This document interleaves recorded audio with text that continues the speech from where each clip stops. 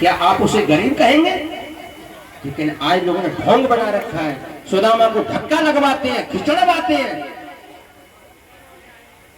भीख मंगवाते हैं कमंडल लेकर के।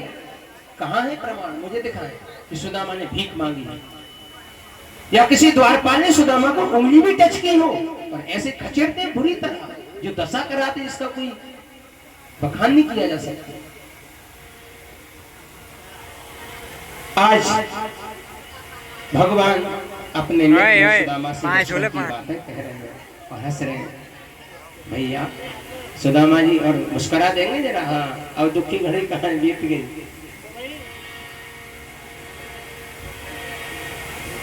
आज भगवान कहते हैं कि आप हमेशा वैराग्य में की बातों में फंसे रहते हैं मित्र। आप ये बताइए, आपका क्या विवाह हो गया? अच्छा, विवाह हो गया। अच्छा। सुदामा जी थोड़े शर्मा गए और बोले, भाभी को नाम सुशीला है भैया। हाँ। और भगवान ने कहा, अच्छा तो भाभी जी तो आपसे कुछ कह के भेजे होंगे आप? हाँ हाँ करते रहे सुदामा। हाँ भैया, हाँ भैया, हाँ भैया। कन्हैया जी ने क्या मेरे लिए कुछ ना कुछ जरूर भेजा होगा? अच्छा, कुछ नहीं भेजा? नहीं, मुझे विश्वास नहीं है मेरी भाभी ने, और शायद मेरे लिए कुछ ना भेजा हो। ऐसा नहीं हो सकता मित्र। आज सुदामा कन्हैया को बातों में लगा रहे हैं। भैया कन्हैया देखो, घर के गुरुकुल में कितना अच्छा पढ़ते थे, और देखो वो वह जंगल में आम की लकड़ियां तोड़ के लाते थे ना। कन्हैया बोले, भैया मित्र इन्हें बातों को छोड़ दे, सीधी सीधी बात पे आ जा। ये बता भाभी ने कहा भेजवाए? क्या? हाँ भैया, जैसी घर के माखन कैसे चुराया करते थे, है ना। और एक बार बारिश में फंस गए, आम की लकड़ी तोड़ते पे, और मेरी दांती बज रही थी। क्या? हाँ भैया वो तो सारी बात ठीक है, परंतु भाभी ने कहा भेजो। सुदामा बार बार जाई बातें पूछे, मेरे पीछे पड़ गए है कि भाभी ने कहा भेजो, भाभी ने कहा भेजो। अर्थात सुदामा जी ने कहा, भैया हमारे पास क्या है? कन्हैया आखिर हमारे पास है क्या? यदि हम लोग एक बार ईंधन लाने वन में गए और गाय भी चराई, वहां आंधी तूफान आ गया, और वहां जो है हम एक दूसरे को इस प्रकार से भागते रहे, कांपते रहे, और ये देखो ऐसी काली अंधेरी छा गई थी। और जब हम लौट करके अपने गुरु के आश्रम में आए ना, और ये सब हमारे गुरुजी ने हमारे पास कहा था। कन्हैया फिर बोला कि भैया एक बात बता, ये सारी ने तो छोड़ दे, लेकिन जी बता भाभी ना के भाई कन्हैया। सुदामा बोले, या पीछे पड़ गए जब आने हो ना। भगवान ने कहा, तो मित्र भाभी ने क्या भेजा है? सुदामा जी कहते हैं कि तू भैया घूम के आना, तब देखना क्या भेजा है। और भैया हम पे गरीबी के अलावा है क्या? हम पे तो गरीबी है भैया, गरीबी है, गरीबी ज्यादा ना ना भैया, भाभी ने जरूर कुछ भेजो होगा। अच्छा एक बात बता भैया कि ये तुम्हारे बगल से क्यों उठ रही है? तो भैया कछु मेरे हाथ में इतना दर्द है रोए, कितना पैदल चल के आयो, बहुत दर्द है रोए। अच्छा कन्हैया बोले, ओहो हाथ में दर्द है रोए, और हम तुम्हारे चरण दबाए पड़े, तो क्यों ना हम पैरों को छोड़ करके तुम्हारे हाथ ही ना दबाए? ना ना ना ना ना ना ना ना, हाथ में मत छूइए, उंगली मत लगाइए, बहुत दर्द है। आज का नहीं आने बगल में निकाल के पोटली खींच ली है।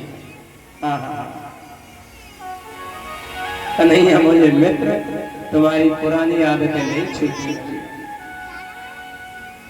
गुरु से कपट, मित्र से चोरी, या हो निर्धन या हो कोढ़ी।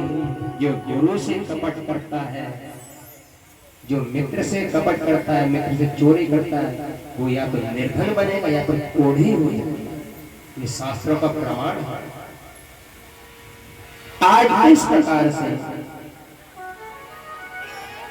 सीधी मिलते ही भगवान जब पटना जी आई, सुदामा जी आशीर्वाद देते रहे और आशीर्वाद देते, एक आई, दो आई, तीन आई, पांच आई, 10, 20 आई, 50, 100 आई और सुदामा जी आशीर्वाद दे, सौभाग्यवती भव, सौभाग्यवती भव, सौभाग्यवती भव।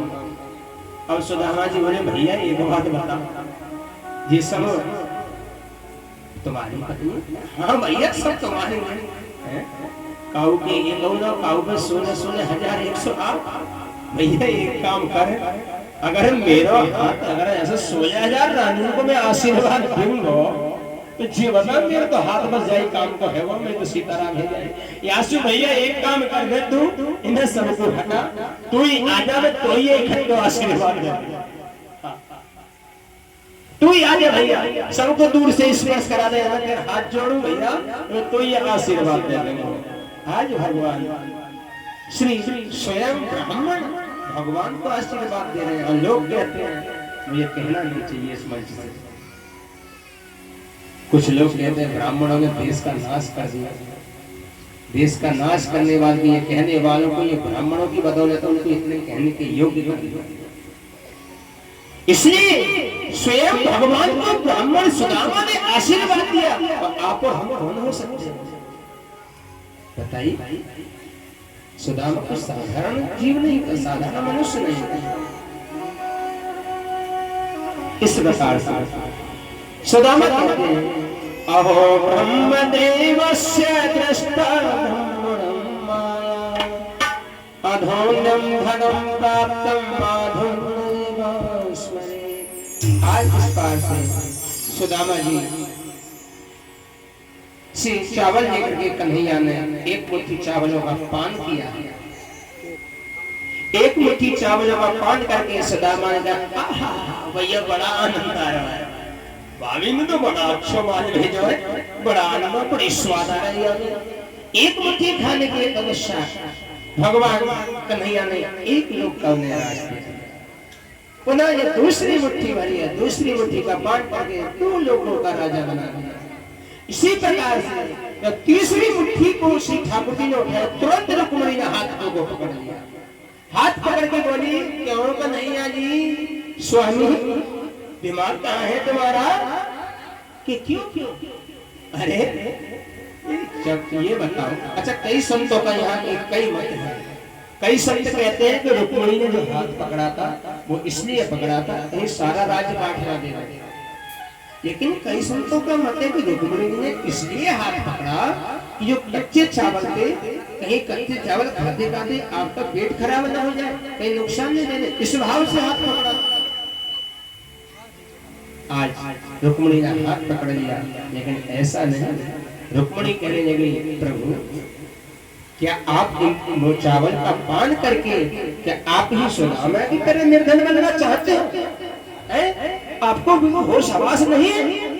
ये आपको साधारण सुदामा दिख रहा है? मुझे तो व्यतीत नहीं होता भगवान ये साक्षात परम ब्रह्म है, ये ब्राह्मण देवता है। विप्र प्रसादा धरणीय धरोहम, विप्र प्रसादा कमलावरोहम, विप्र प्रसादा इति राम नामम। भगवान ने भी ब्राह्मण का नाम पहले लिया। अच्छा एक बार बताइए, देवता किसके अधीन होते हैं? मंत्रों के। जब देवताओं की पूजा होती है मंत्रोच्चारण करते हैं ना ब्राह्मण, देवाधीनम जगत सर्वम, देवाधीनम जगत सर्वम ते मंत्राचा देवता तस्मात् ब्राह्मण देवता। इसलिए देवता मंत्रों के अधीन होते हैं और मंत्र किसके अधीन है? ब्राह्मण के। इसलिए ब्राह्मण पृथ्वी का साक्षात देवता है, भूदेव कहलाता है ब्राह्मण। आज इस प्रकार से सुदामा जी कहने लगे, भैया अब हम चले फिर? नहीं नहीं भैया अभी बस चले जाओगे। ए रुक्मिणी, ए रुक्मिणी, कन्हैया जी कह रहे हैं रुक्मिणी से, कन्हैया जी रुक्मिणी से कह रहे हैं, ए रुक्मिणी कहाँ है दिमाग? रुक्मिणी मेरा मित्र इतने दिनों में आया, कल खाए भी पीने को तो ले आओ। है कछु खाए भी काजे रसोई में ना। रुक्मिणी तो ऐसी गुस्सा में खड़ी है जैसे कह रही है भूखी है। है। हाँ, इस प्रकार से श्री ठाकुर जी ने रुक्मिणी सुदामा जी को बड़ा भोजन, दिव्य भोजन कराया। और इस प्रकार से सुदामा जी कहने लगे, मित्र अब देखो तुम्हारी भाभी अकेली आश्रम में है, अच्छा हम अब चलते हैं, चलते हैं भैया, हम चलते हैं। इस प्रकार से वापस लौटते हुए सुदामा जी महाराज सोच रहे हैं कि भगवान कितने ब्रह्म हैं और जानते हैं कि धन मिलने के बाद भी भजन नहीं करूंगा। स्वयं ठाकुर जी समझ गए, यदि मैंने ब्राह्मण को धन दे दिया तो ये भजन नहीं करेगा, इसलिए लालच में डूब जाएगा। और सत्य बात है, ब्राह्मण को दक्षिणा मिल सीताराम। इसलिए ठाकुर जी ने सोचा कि मैं यदि सुदामा को धन दे दूं यहाँ, तो ये मेरी भक्ति छोड़ देगा, भगवान की सन्निधि छोड़ देगा। इसलिए सुदामा ने अपनी मानसिक शक्ति से पूरी सुदामापुरी को स्वर्ण से जड़वा दिया, पूरी सुदामापुरी का निर्माण करा दिया। और सुदामा जी बार बार कहते हैं, भैया कन्हैया, ओ कन्हैया, अरे सुनना खातवे का भैया, मैं अब चलूं? अब कन्हैया जी बार बार, ठीक है भैया, जा चले जाओ। सुदामा बोले, यार भले भेजे सुशीला ने, यानी 1 रुपया भेजा ना, हमारे सोची जाके 16,108 रानी है, 1-1 रुपया दिन में तो 16,000 है। और सुदामा जी बार बार यही बात है, भैया हम चले। कन्हैया जी कह भैया जाओ।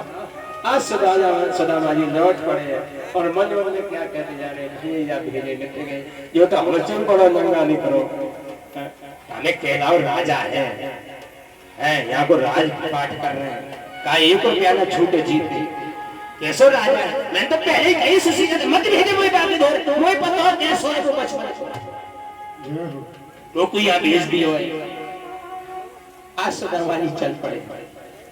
हाँ, और हमारे यजमान महोदय रुक जाएंगे। सुदामा जी, यजमान जी तिलक करिए दोनों सभी का।